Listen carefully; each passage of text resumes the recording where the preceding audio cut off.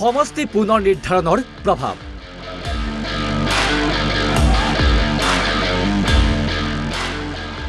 খেলিমেলি বহুতৰে ৰাজনৈতিক অংকত। সলনি হ'ব মন্ত্ৰী বিধায়কৰ ঠিকনা। কোনে কোনে সলনি কৰিব সমষ্টি। ৰাজ্যৰ বিধানসভাৰ নিৰ্বাচন আহি আছে।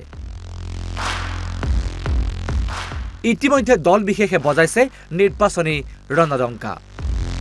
কিন্তু এইবাৰ দল বিশেষৰ বহুতো নেতাৰ ৰাজনৈতিক অংকত লাগিছে খেলিমেলি। আনকি সলনি হ'ব একাংশ মন্ত্ৰী বিধায়কৰো সমষ্টি। কিন্তু কিয়?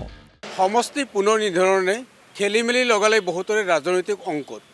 নিৰ্বাচনৰ আগতে সমষ্টি সলাবলৈ বাধ্য হ'ল ভিন্ন দলৰ ভিন্নগৰাকী নেতা। হয়, আপুনি ঠিকেই শুনিছে। সমষ্টি পুনৰ নিৰ্ধাৰণৰ ফলত দল বিশেষৰ নেতা মন্ত্ৰী বিধায়কৰ ৰাজনৈতিক অংকত লাগিছে খেলিমেলি।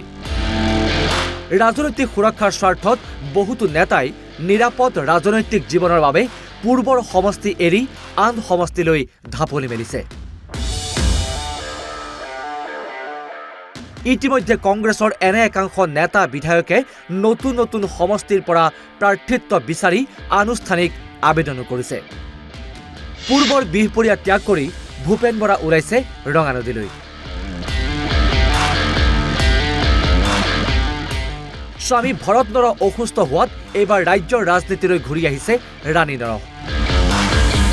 পিছে নাওবৈচা নহয়, সমষ্টিটো অনুসূচিত জাতিৰ বাবে সংৰক্ষিত হোৱাত ৰাণী নৰহে প্ৰাৰ্থিত্ব বিচাৰিছে লখিমপুৰৰ পৰা। কংগ্ৰেছ নেতা জয়প্ৰকাশ দাসেও সলনি কৰিলে সমষ্টি। পূৰ্বৰ লখিমপুৰৰ পৰিৱৰ্তে জয়প্ৰকাশ দাসে আবেদন কৰিছে নাওবৈচাৰ পৰা। সমষ্টি সলনি কৰিছে কংগ্ৰেছৰ আন একাংশ নেতা বিধায়কেও। সৰুক্ষেত্ৰী বিলুপ্ত হোৱাত বিধায়ক জাকিৰ হুছেইন চিকদাৰ দৌৰিছে পাকা বেতবাৰীলৈ। একেদৰে বৰপেটা সদৰ সমষ্টি অনুসূচিত জাতিৰ বাবে সংৰক্ষিত হোৱাত বিধায়ক আব্দুৰ ৰহিম আহমেদ ঢপলিয়াইছে চেঙালৈ। সমষ্টি এৰিবলৈ বাধ্য হ'ল কংগ্ৰেছৰ আন দুই বিধায়ক ৰেকিবুদ্দিন আহমেদ আৰু নন্দিতা দাস। বকো আৰু ছয়গাঁও মিলি সৃষ্টি হোৱা বকো ছয়গাঁও সমষ্টি সংৰক্ষিত হোৱাত ৰেকিবুদ্দিন আহমেদ চমৰীয়া, নন্দিতা দাসৰ নতুন ঠিকনা হাজো শুৱালকুছি। একেদৰে পূৰ্বৰ দক্ষিণ শালমৰাত নিৰাপদ নহয় বুলি জানি নগঠিত বীৰ সিং জৰুৱাৰ পৰা টিকট দাবী ৱাজেদ আলীৰ চৌধুৰীৰ। বৰপেটাৰ জনীয়া সমষ্টি বিলুপ্ত হোৱাত ঠিকনাবিহীন হ'ল কংগ্ৰেছৰ আব্দুল খালেক আৰু AIUDFৰ ৰফিকুল ইছলাম। সেয়ে নগঠিত মন্দিয়াৰ প্ৰাৰ্থীৰ হ'ব আব্দুল খালেক আৰু ৰফিকুল ইছলাম। নতুন ঠিকনা লৈছে কংগ্ৰেছ বিধায়ক শিৱামণি বৰায়ো। পূৰ্বৰ বটদ্ৰৱা নগাঁও সমষ্টিৰ সৈতে সংলগ্ন হোৱাত শিৱামণি বৰাই বিচাৰিছে ঢিং সমষ্টিৰ টিকট। একে সময়তে সমষ্টিৰ গৰিষ্ঠ সংখ্যক ভোটাৰ ঢিঙৰ পৰা ওলাই যোৱাত AIUDF বিধায়ক আমিনুল ইছলাম ওলাইছে ৰূপহী সমষ্টিলৈ।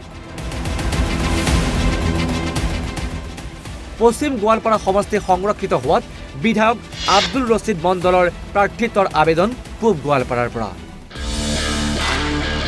নিজ নিজ সমষ্টি এৰি আন আন সমষ্টিলৈ মন মেলিছে অগপ বিজেপিৰ আন একাংশ মন্ত্ৰী বিধায়কো। চন্দ্ৰমোহন পাটোৱাৰী টিহু, ভৱানীপুৰ এৰি ফণীভূষণ তালুকদাৰৰ মন মানস সমষ্টি। বিহাৰী সমষ্টি সংৰক্ষিত হোৱাত বিধায়ক দিগন্ত ঘাটোৱাল দৌৰিছে বিশ্বনাথলৈ। চামগুৰিত দ্বিতীয়বাৰ বিধায়ক হোৱা সম্ভৱ নহয় বুলি জানি বিধায়ক দীপ্তু ৰঞ্জন শৰ্মাৰ চকু বৰহমপুৰ। একেদৰে নতুন ৰাজনৈতিক ঠিকনা নিশ্চিত হৈছে আন একাংশ নেতাৰো।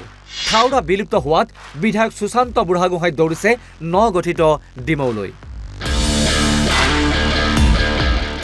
একেদৰে নাহৰকটীয়া বা দুলীয়াজানত প্ৰতিদ্বন্দ্বিতা কৰাৰ বিপৰীতে অসম জাতীয় পৰিষদৰ সভাপতি লুৰিণজ্যোতি হ'ব খোৱাঙৰ প্ৰাৰ্থী। এনেদৰেই এতিয়া সমষ্টি পুনৰ নিৰ্ধাৰণৰ পিছত দল বিশেষৰ নেতা বিশেষে 2026 নিৰ্বাচনত নতুন নতুন সমষ্টিৰ পৰা প্ৰতিদ্বন্দ্বিতা কৰাৰ মন মেলিছে।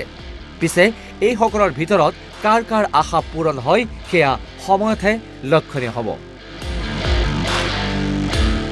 ভিডিঅ' জাৰ্নেলিষ্ট শংকৰৰ সহযোগত ৰমেন কলিতাৰ ৰিপৰ্ট অসম লাইভ 24।